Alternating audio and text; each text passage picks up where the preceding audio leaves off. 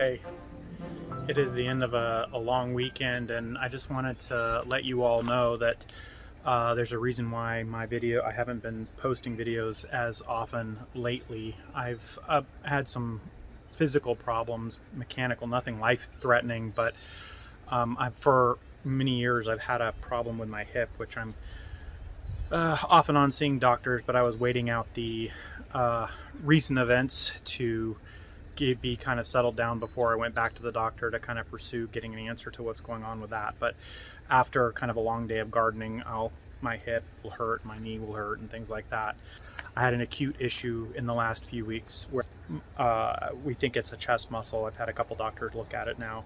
A chest muscle that they don't know what it was done to it, but it was hurting a lot, and I let it go for a couple days. I gardened heavily even though it was hurting, and that just made it worse. Went to the doctor to ensure that it wasn't actually a heart or an organ issue, and it wasn't. They confirmed what I suspected. It was something muscular in there. One of the only people that gets kind of a sports related injury from gardening, but it's had me down for a little bit. But I'm getting back in there and I'm enjoying it, and so that's it. Just it's a reminder for us all to take care of yourselves when you're gardening and take breaks, and don't overdo it.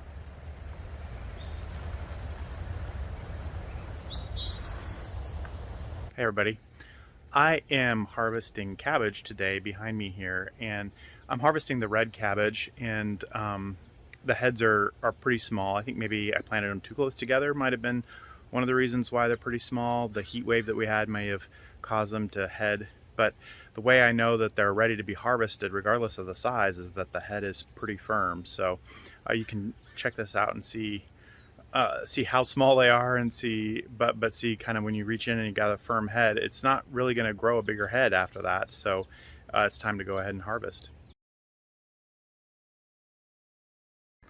Well, this is exciting. I actually have some cauliflower harvest. I have 3 cauliflowers to harvest. So, and it's July, so they survived the heat, and they got nice heads, and I'm going to get a harvest. And that should be it. I don't think I have any other cauliflowers in the field, and I've got a bunch of cauliflowers planted by seed in the basement nursery right now for the fall garden. So this should be all we have for cauliflower for the moment. But yeah, yahoo, some cauliflower.